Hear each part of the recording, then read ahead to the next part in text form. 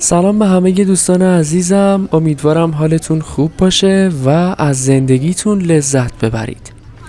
امروز توی این ویدیو شما رو به جنوب تهران آوردم و قراره توی این بازار شلوغ قدم بزنیم. اگه به ویدیوهای پیاده روی و سفر علاقه دارید لطفاً پیج من رو سابسکرایب کنید تا با هم به اماکن مختلف و دیدنی سفر کنیم.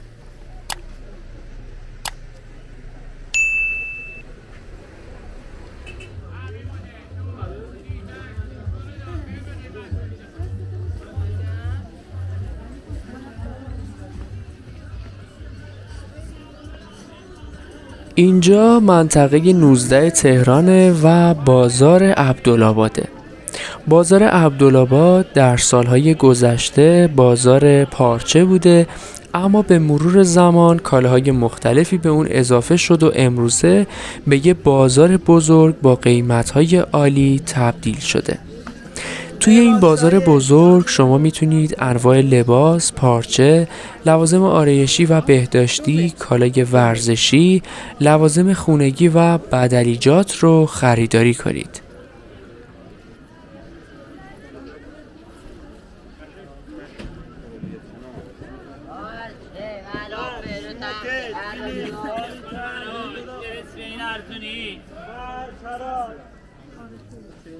یکی از ویژگی‌های خوب این بازار قیمت کالاهاست. ما تا الان به بازارهای مختلفی رفتیم و قیمت‌های زیادی رو بررسی کردیم. جالبه بدونید که قیمت کالاهای این بازار حدود 15 تا 20% ارزان‌تر از مناطق دیگه تهرانه.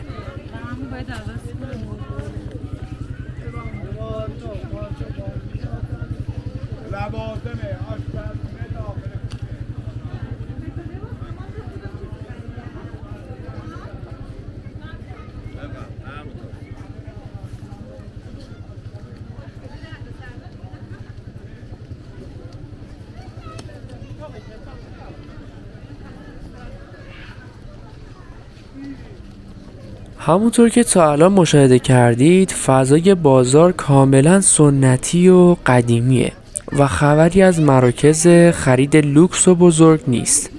ساعت کاری این بازار هم همه روزه از ساعت 10 صبح تا حدود 10 شبه.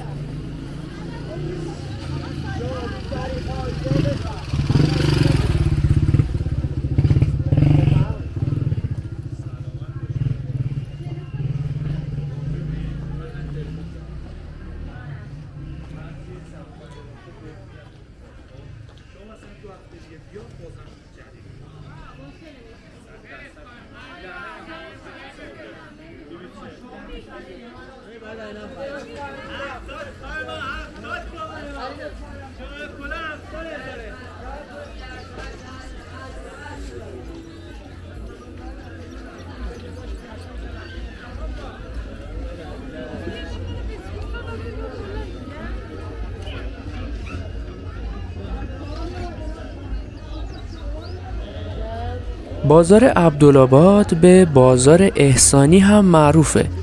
این بازار در محله عبدالآباد تهران قرار داره. محله عبدالآباد جزء محله‌های قدیمی تهرانه و حدود 70 سال قدمت داره.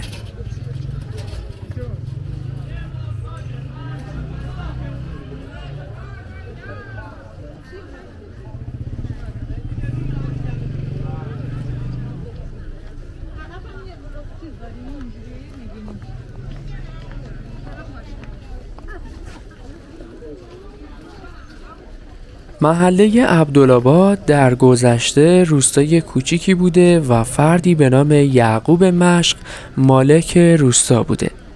این فرد در دهه 40 و 50 هجری شمسی بخشایی از روستا رو به مردم روستا میفروشه و بخشای باقی مونده رو به ساخت مدرسه، حمام و مراکز درمانی اختصاص میده. مردم روستا هم اولین شغلی که انتخاب میکنن پارچه فروشی و پوشاک بوده.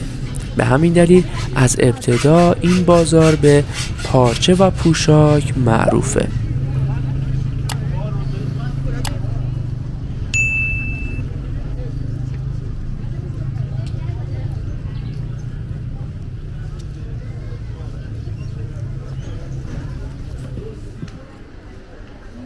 اینم یه مرکز خرید تازه تأسیسه که در کنار بازار قرار داره.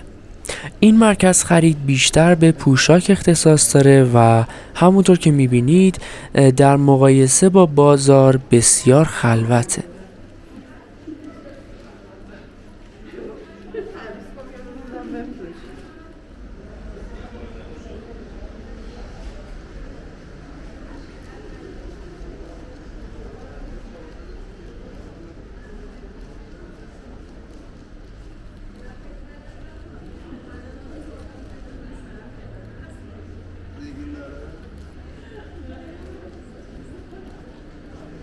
محصولات چرمی، کیف و کفش و لوازم دکوری منزل از جمله کالاهاییه که توی این مرکز خرید به فروش میرسه.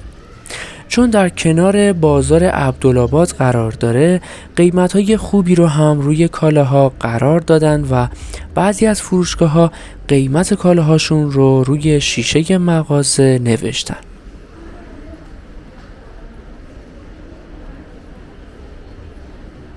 طبقه منفی 1 این مرکز خرید یک کافی شاپ و تعدادی طلا فروشی قرار داره و طبقه 3 هم کلاً به سالن سینما اختصاص داره.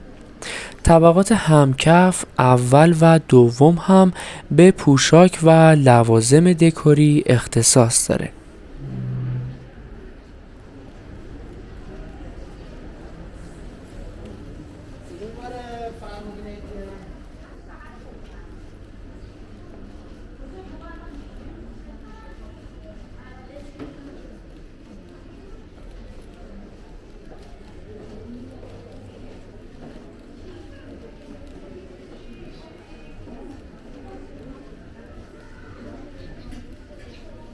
برای دسترسی به این بازار میتونید در ایستگاه مترو عبدالآباد از قطار پیاده بشید و با حدود 10 دقیقه پیاده روی به بازار برسید.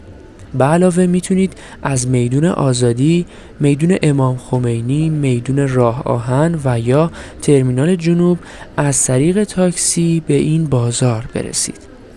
اگه هم خودروی شخصی دارید از طریق بزرگراه نواب وارد بزرگراه شهید چراغی بشید و از خروجی مهران وارد بولوار مطهری بشید. مثل همیشه لینک آدرس بازار هم در قسمت دیسکریپشن ویدیو قرار داره. دوستان عزیزم ممنون که ویدیو رو تماشا کردید. اگه هنوز عضو کانال نشدید لطفاً برای حمایت از من ویدیو رو لایک و چنل رو سابسکرایب کنید تا در سفرهای بعدی همراه من باشید.